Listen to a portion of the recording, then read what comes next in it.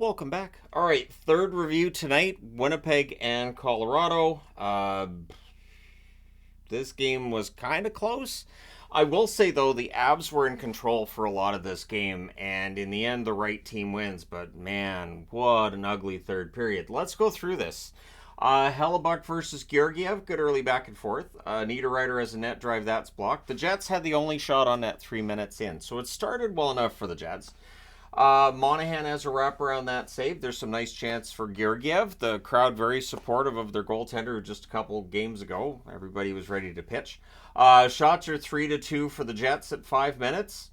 Ehlers to Toffoli. There's a near miss there. Lehkonen has a rush chance that's held. Lehkonen's ridiculous in the playoffs. We know this. Middlestad's denied. Avs press at 8.5 minutes. Crossbar and out for McKinnon on a rush.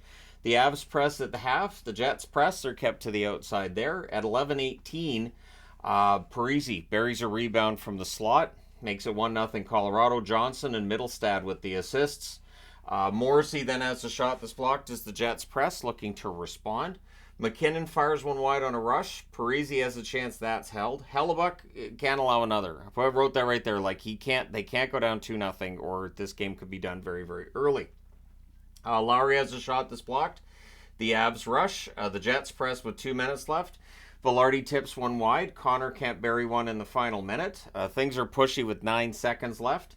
Georgiev with some big saves to close it out. So it's 1-0 Colorado after the first. Second period. Niederreiter has a net drive chance. That's held.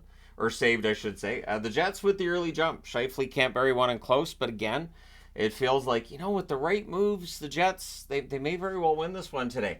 Well, Ehlers has a sharp angle shot that saved. The Avs rush after that. Good forechecking by Colorado. Manson fires one wide as the Avs press. Iafallo clears to get a change because they got pinned down for a while. Walker has a screenshot that's held. There's a near miss by Morrissey, and then Toffoli banks one in. Wasn't a great goal. Wasn't. But DeMello and Ehlers with the assists at 5:03. So, again, you keep an eye on Georgiev. Is this a sign that things are going to fall apart? Nope, absolutely not. Rantanen then has a net drive that's held. Appleton can't bury one in close. The teams exchange rushes. The Jets press, draw themselves a power play. They cycle. It's cleared again. But then at 10:50 on a good cycle, the Jets set up. Morrissey has a one-timer that goes in. Pass to screen. Sandberg and Monahan with the assists. The Jets have a lead in Denver. Quiet the crowd down substantially. And then the Jets look for another. Toffoli's denied on a fast break. So it felt like this game could absolutely go the Jets' way. Lehkonen has a rush chance that's held. There's some pushing. The Avs press. They draw a power play. They cycle. Makar fires one wide. Puck's cleared out. Lehkonen and Rantanen are denied back-to-back. And it's like, hey, maybe Hellebuck's ready to steal one. Then there's a failed clear, but the next try ends up clearing it. And they cleared again, finish that kill. So the Avs don't score on that power play. The Jets have a 3-on-2 that's defended. Taves has a sharp angle shot that's saved. Appleton to Lowry, there's a near miss there. The puck goes in after the whistle at the Jets' end, and, they verified that, it didn't go in before the whistle. Nichushkin then has a rush chance that's held. Makar's denied in the closing seconds. So the Avs had chances in that second period. Absolutely did.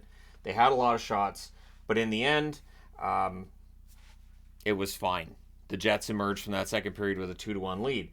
But my wife said third periods tend to be kind of ugly for the Jets.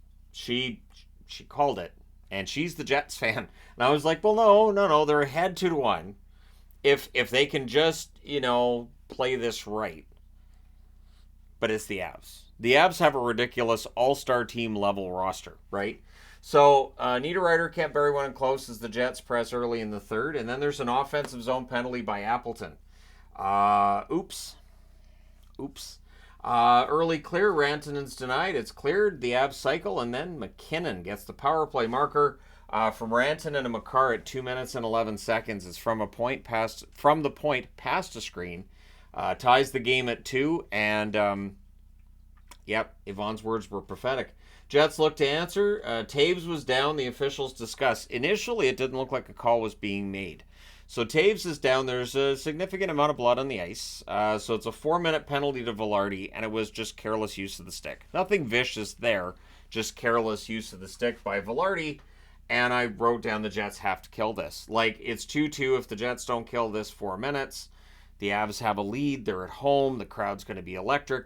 there's not much chance the Jets are going to win if this doesn't work for them. So the Avs cycle, it's cleared. The Avs cycle again. McKinnon fires one wide. Rantanen has a shot that's blocked. There's a near miss for Makar.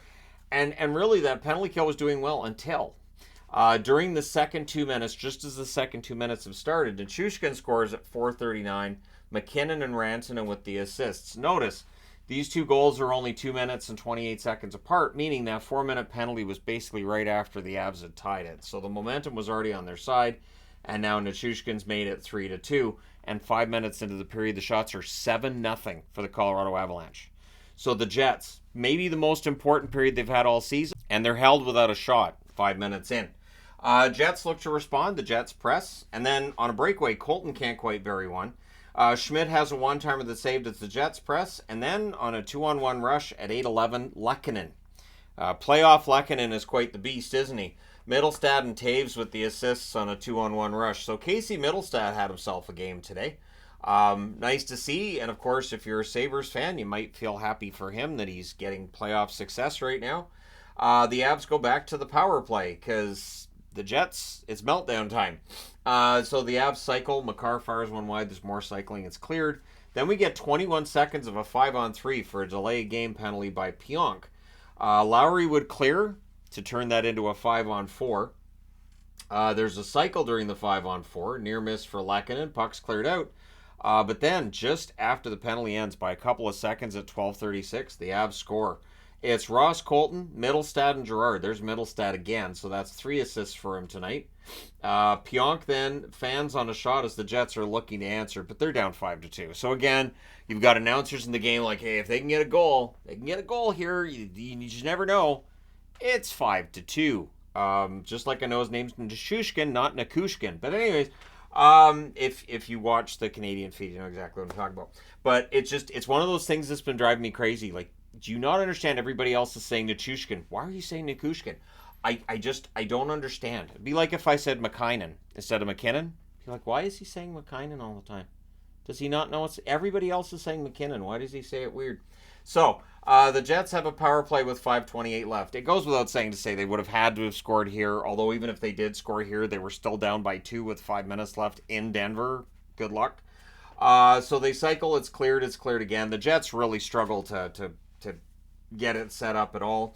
Goalie pull happens with 3.5 minutes left. I put 5:30 left, but it was 3.5 minutes left. They didn't set things up first.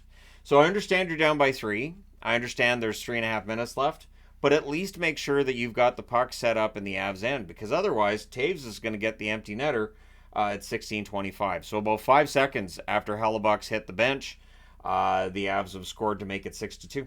So you got to set it up. I understand that you got to pull the goalie, but against Colorado, you really need to have it set up and have that cycle going, then get that 6th skater in there. Not that the Jets had a lot of opportunities where they had that pressure either. Jets have never won a series when they're down 2-1. Never happened.